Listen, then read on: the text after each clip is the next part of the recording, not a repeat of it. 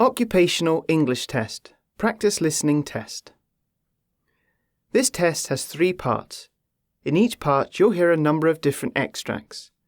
At the start of each extract, you'll hear this sound. You'll have time to read the questions before you hear each extract, and you'll hear each extract once only. Complete your answers as you listen. At the end of the test, you'll have 2 minutes to check your answers. Part A. In this part of the test, you'll hear 2 different extracts. In each extract, a health professional is talking to a patient. For questions 1 to 24, complete the notes with information you hear. Now, look at the notes for extract 1. This is a Benchmark Education Solutions sample test paper. Extract 1. Questions 1 to 12. You hear a paediatrician talking to a mother about her baby. For questions 1 to 12, complete the notes with a word or short phrase. You now have 30 seconds to look at the notes.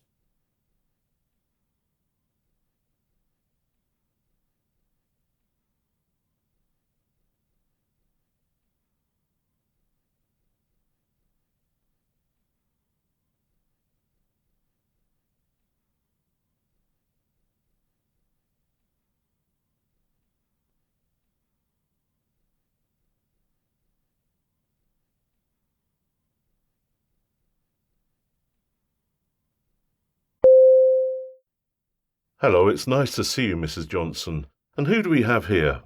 Hi, this is Alex. So I see that Alex is 1 month old, is that right? Yes, that's right, 1 month. Before we get into what may be going on with Alex, let's go through your medical history a bit. Was your pregnancy with Alex complicated? No, not at all. Alex was born after a full-term pregnancy with no complications or anything like that. He weighed just under 3 kilos at birth.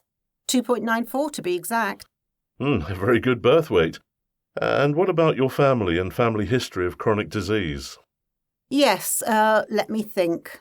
Hypertension and diabetes are prevalent on both sides of the family, but I'm not sure how far back it goes. I don't know much about my husband's grandparents. Okay. So I understand that you have a number of concerns about little Alex, Mrs. Johnson.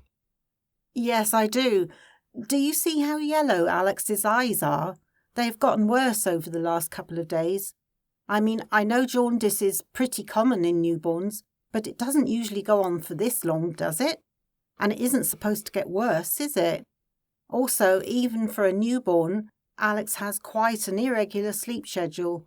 He frequently gets his days and nights mixed up. Okay, well, the irregular sleep pattern is somewhat normal. But I am concerned by the yellow colour of his eyes, particularly if it's getting worse. Neonatal jaundice is common and usually does not require treatment, but the presence of jaundice after the first couple of weeks of life is worrying. I'm going to evaluate Alex for cholestasis. He showed increased levels for bilirubin in his last visit 2 weeks ago, but we will need to do further testing to assess the direct bilirubin concentration. What is that? Is it serious? Cholestasis is a condition in which bile cannot go from the liver to the duodenum. This causes a waste product in the blood, bilirubin, to accumulate in the bloodstream. It is a likely explanation for the colour of his eyes. In terms of seriousness, that all depends on the cause of the cholestasis. The 2 most common causes are idiopathic neonatal hepatitis and biliary atresia. But we will need to do more testing before we can get to a definitive diagnosis. OK. There is one more thing, the matter of the broken leg. That's quite alarming. How did that happen? Did he fall? No, nothing like that. I was changing his diaper and he suddenly started screaming as I was pulling his bottom up to slide the diaper underneath. It was so frightening. I mean, Alex is my second child and nothing like this ever happened with my firstborn. Alex's temperature, respirations and heart rate are all within normal limits, but he does appear to be somewhat irritable. Also, his spleen and liver feel enlarged. I'm going to order an ultrasonography examination of the liver. Oh my, what will happen after that? It depends, but We might have to do a liver biopsy to further assess the damage and enlargement of the liver and spleen. During this time, I'm going to bring a paediatric hepatologist onto the team to help with Alex's care. Paediatric hepatologists are doctors that are specially trained in the diagnosis and management of all types of childhood liver disease. I'm still concerned about the broken leg. It could be related to problems in the liver or a lack of vitamin D concentration. We will need to check that as well. Yes, it's so difficult to make him comfortable and get him to sleep with the broken leg. It causes him too much pain. I mean, I can't imagine. This is a Benchmark Education Solution Sample Test paper.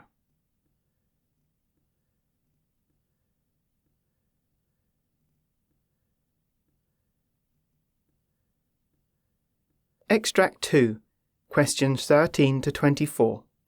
You hear an occupational therapist conducting an assessment of a patient named Josh Edwards. For questions 13 to 24, complete the note with a word or short phrase. You now have 30 seconds to look at the notes.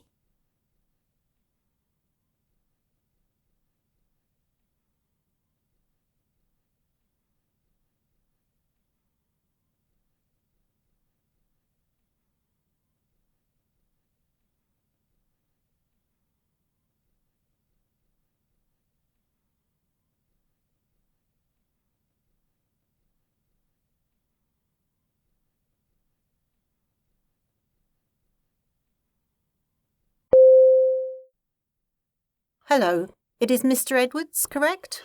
Yes, that's correct, but you can call me Josh. OK, Josh. We are here today for me to conduct an occupational therapy assessment to review the equipment needs in your home to support you in managing transfers more independently. How does that sound? That sounds great. Let's first take a look at your accident. I see here that you were involved in a traffic accident about 5 months ago. Yes, and it was quite a serious one. I sustained significant injuries to my left leg, particularly my ankle. Yes, quite serious, John. You have already undergone several reconstructive surgeries, is that correct? Yes, that is quite correct. I've been through a few surgeries already, but I'm still waiting on further surgery, which they tell me will be done in the next few months. So you are still non-weight bearing on your left leg, and I see you're still using crutches provided by the hospital. I guess you could put it that way. It has been quite a struggle managing the crutches. Also, because of the significant swelling in my left ankle, I've been advised to keep my leg elevated much of the day. So, in general, not a lot of moving around for me. I see. So, as I said, John, I'm here today to review the equipment needs to help support you in managing transfers. You currently need physical assistance to get on and off the bed as well as chairs. Is that right? Yes, that's right. I'm constantly having to bother my wife or teenage son to help me. I hate being such a bother. So sometimes I end up staying in bed for much of the day, to keep out of the way. I mean, I do sometimes ask my son to help me sit on the couch. How is that for you? Any pain while sitting on the couch? No, not while sitting on the couch, but as the sofa is low, my son has to pull me to standing before I can use my crutches. I often experience spinal and neck pain after sitting on the sofa, and I think him pulling me is part of the reason why. Also, when I sit on the couch, I have to sit along the length of the couch, so my neck is always twisted if I try to watch the TV or talk with anyone. I think we can definitely help with that. I'm going to recommend a more suitable chair that I think would be of significant benefit. The chair has a rise function that will enable you to manage an independent sit-to-stand transfer, which will reduce your dependency on your family, as well as the risk of injury from the technique you are currently using to stand up from the couch. Sounds interesting. What about my legs? How will I keep them elevated? The chair also has a leg rest elevation function, so it will help you to sit in an aligned position with your legs elevated. This will help you to reduce the twisted neck you spoke about. We can put the chair anywhere you would like, but I think it would be a good idea to put it here in the main lounge to reduce your isolation and the amount of time you spend in the bedroom. How does that sound? That sounds fantastic. So what do we do next? How do I go about getting this chair? We will set up a joint visit to a local seating provider who can offer you a variety of options to maximise choice and value. We will make sure that you get a chair that meets your clinical needs, as well as your choices regarding fabrics and colours. The chair will be in your main lounge for at least a few months, if not more. Yes, that will make my wife happy.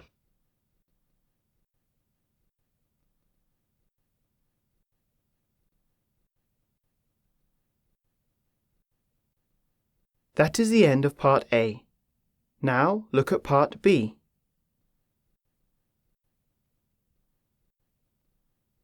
Part B.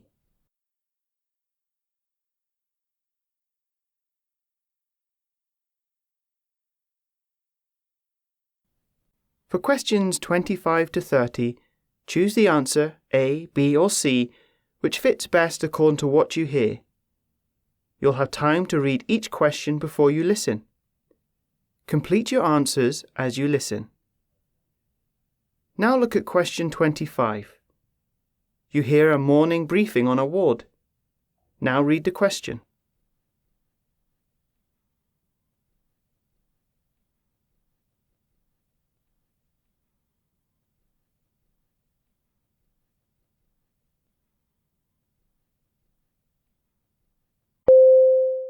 Hello all, so let's get started. Felicity, can you start off this morning's briefing? Yes, I certainly can. So, first up, we have a 99-year-old woman with a history of high blood pressure, congestive heart failure and knee osteoarthritis. She is presenting with abdominal pain increasing over 5 days, along with obstipation in the last day. Exams showed abdominal distension, hypoactive bowel sound and no mass found. Okay, so next steps? Based on her symptoms and physical exam, an abdominal CT scan and volume repletion are the next steps.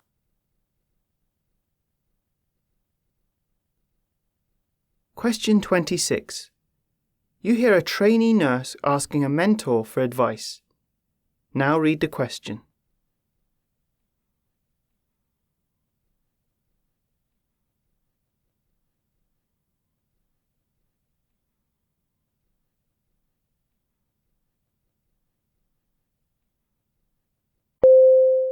Hello, Jane. I have a patient I would like to discuss with you.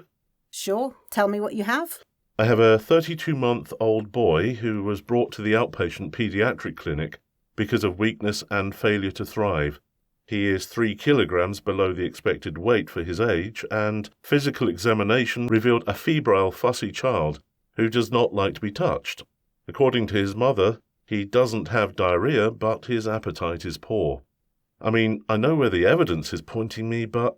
What working differential diagnosis are you considering for the child? The mother and the child have never been tested for HIV, so that is a possibility, along with TB, malnutrition from lack of food, enteric parasitic infections, or combinations of these etiologies. I agree with you. So what is your next course of action?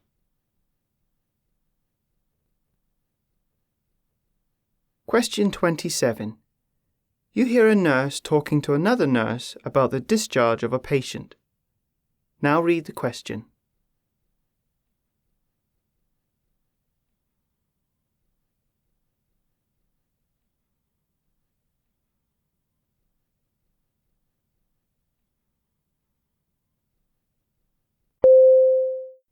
Jack, can I speak to you for a moment? Yes, what's on your mind?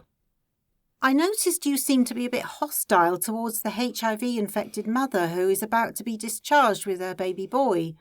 You should be focused on teaching your patient some important counselling messages before she leaves, but instead it seems to be difficult for you to have a conversation with her. I know, but I just can't stop thinking that women like her should never have children. She put her poor infant in possible danger because of her foolishness. Remember, we are here to protect our patients' rights, not judge them for past choices. Also, think about how you would feel if you were in the patient's shoes or had a close relative with HIV. Would you want them to be discriminated against?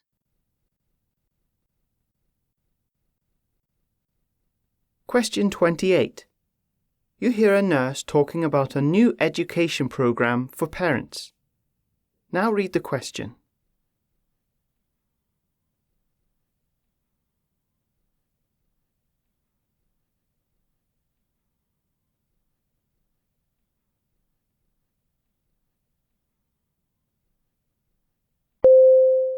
Hello, everyone. Today, Kathy from the Neonatal Intensive Care Unit is going to talk about a new education program for parents that is being developed. Thank you for allowing me to talk about this new program. What we are aiming to do is develop a teaching plan for parents of premature babies who are nearly ready for discharge. We have to take into account that these infants might have any number of physical needs upon discharge, including special feeding instructions, apnea monitors, temperature instability, among others, and that the parents will be anxious, tired, and possibly in pain in the case of post-caesarean mothers. I am here to get your feedback on 3 priority areas we have identified: risk for abnormal body temperature fluctuations, risk for ineffective breathing patterns, and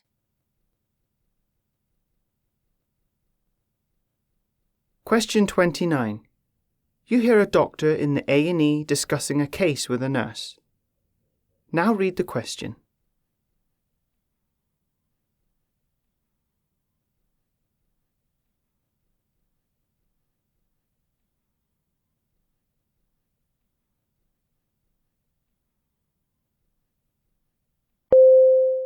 any luck getting Mr. Walker to agree to contact his daughter? No, Dr. Avery. He insists on not bothering her at her job, but he doesn't seem to know anything about his condition. He told me he takes a blue pill for his high blood in the morning and 2 pink pills at dinner. I mean, he nodded when I explained to him that he should elevate his left foot and apply ice packs, but... Who knows if he actually understood you, or if he will tell his daughter what happened. Do you think that the friend that followed the ambulance here will be any help? No, I don't think so. I mean, she seems willing and able to get him home, but she also has no idea of what medications he's on. I really think we should wait to see if we can contact the daughter. Question 30. You hear a hospice nurse explaining intake protocol for new patients. Now read the question.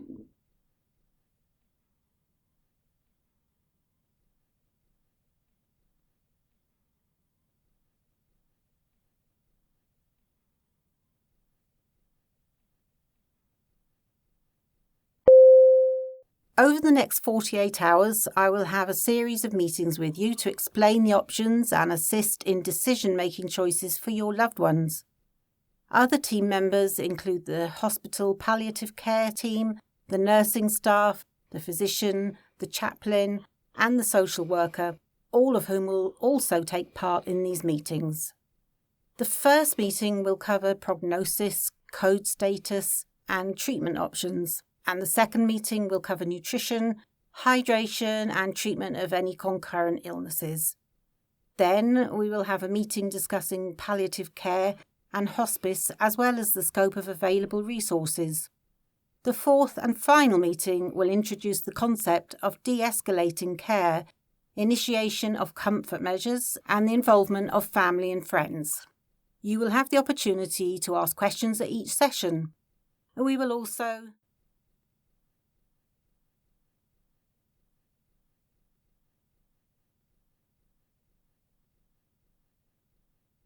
That is the end of Part B. Now look at Part C.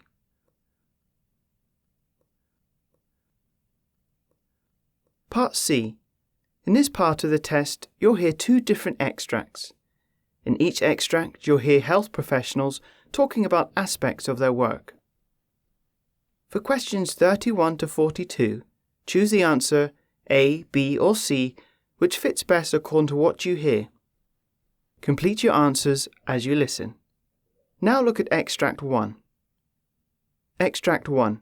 Questions 31 to 36. You hear an interview about a career development in occupational therapy. You now have 90 seconds to read questions 31 to 36. This is a benchmark education solution sample test paper.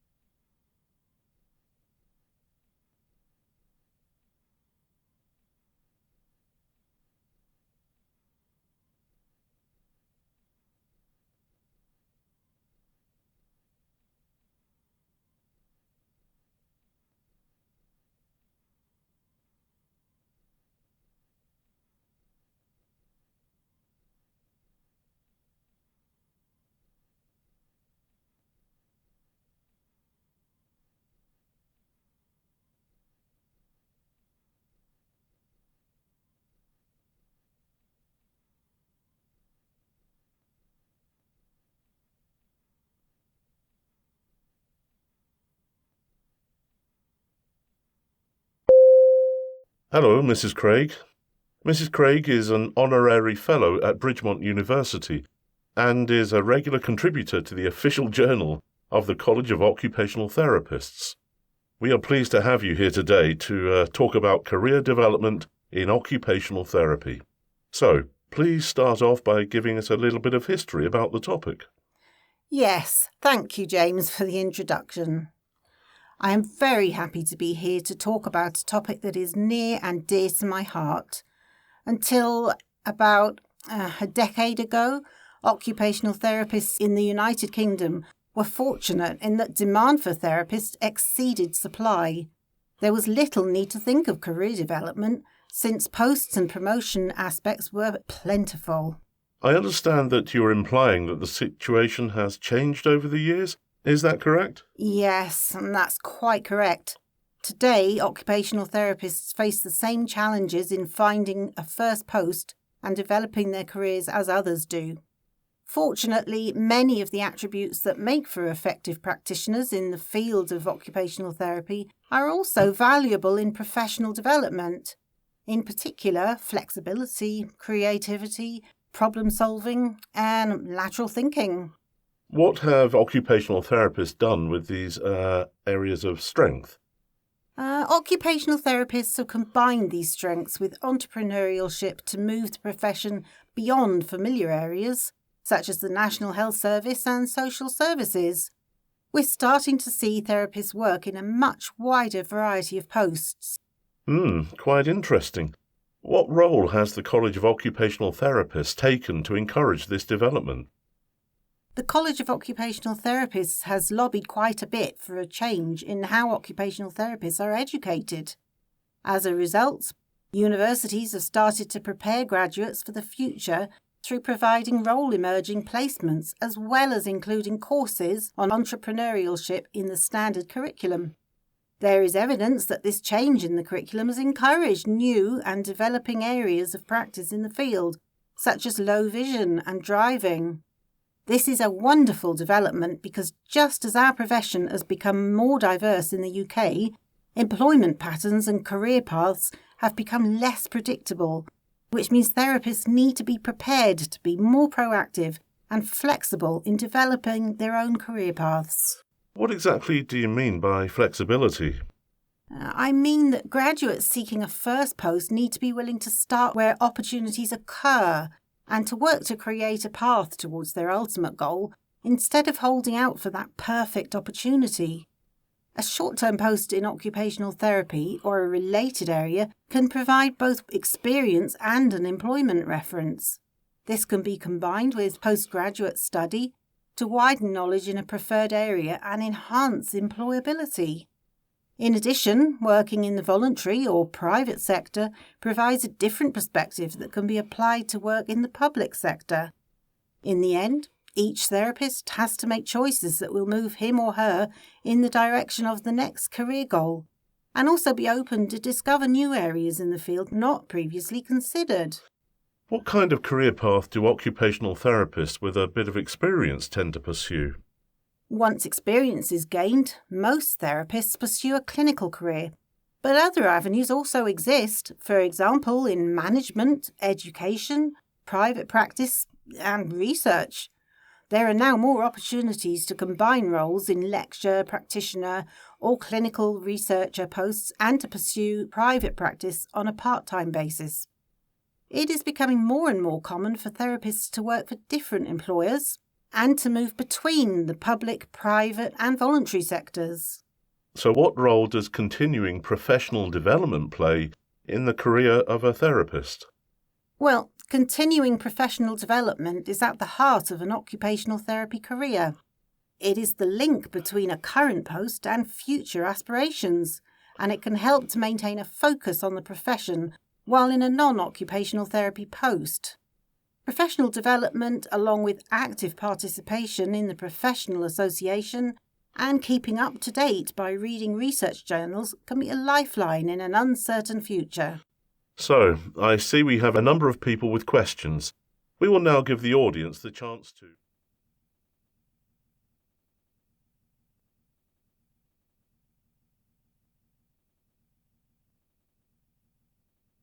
Now look at Extract 2.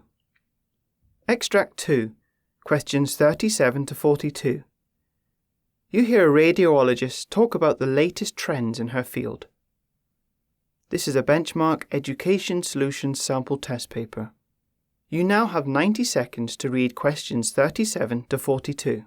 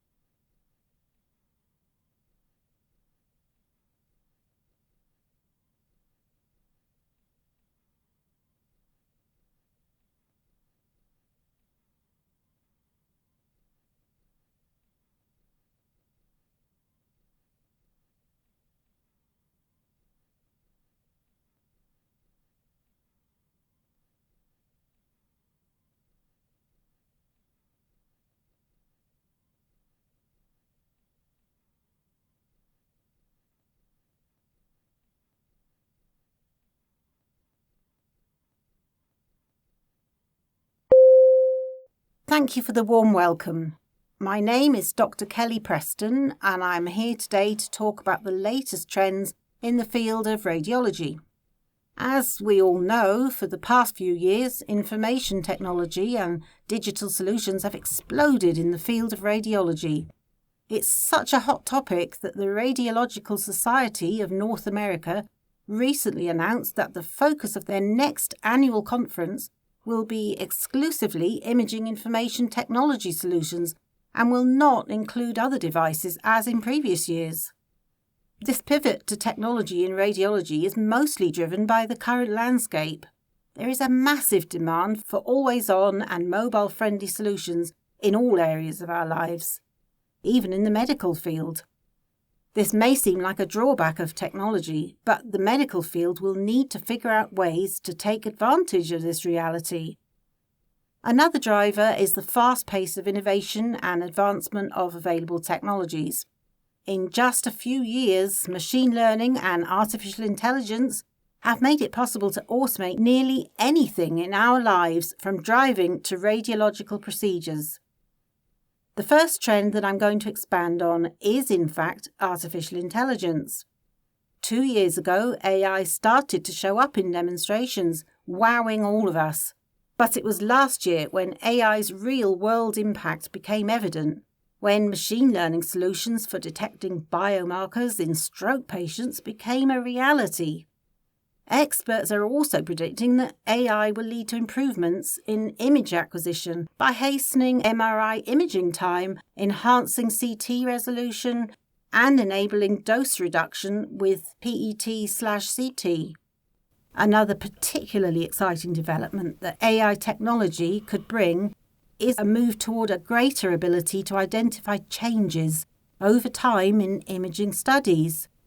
This advancement could be particularly helpful in mammography studies, where AI can recognize disease progression early, resulting in better outcomes for patients. AI is a trend that will definitely continue to have an impact on the future of radiology. Another example of technology making its mark is big data. Massive databases of information have been collected over the years, and now machines, more specifically machine learning, are poring over it, processing it, organising it, and most importantly, analysing it to find relevant insights. These deep learning solutions are being used to improve existing operations, treatments, and to discover new opportunities. For example, huge collections of data combined with a machine learning system can help identify better and more accurate ways to diagnose patients. Now, for a trend that doesn't involve technology. Radiologists are more necessary than ever. Yes, I said it. We are more necessary than ever, despite the worries that we may have about AI and machines replacing us. With some of the workload being automated by technology, radiologists are needed for clinical care and patient interactions. Each radiologist should serve as a point of contact for patients, allowing for better and more down-to-earth explanations of various situations, treatments and actions that other providers may not be able to provide.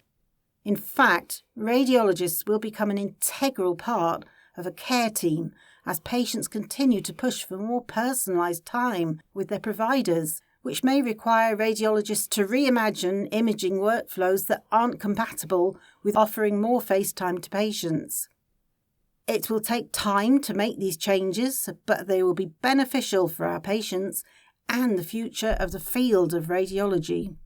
Another technology-free trend is the growth of interventional radiology and its divergence from diagnostic radiology. As these two specialties continue to diverge, we will have to continue to develop different residency curricula, different clinic emphasis, and procedural work will be done less and less by diagnostic radiologists. For many years, techniques of interventional radiology were only used to make cardiovascular procedures less invasive. But in recent years, these techniques are being used in neurology, gastroenterology, and urology. Last but not least in this list of trends are the challenges that the field of radiology faces. One of the biggest stumbling blocks that radiologists continue to face is convincing referring clinicians that we, the radiologists, are the experts with imaging and should be able to communicate directly with patients about the results of imaging. It is often difficult for referring physicians to cede control to other specialists like radiologists. Let's hope that the trend for next year include increased communication with patients.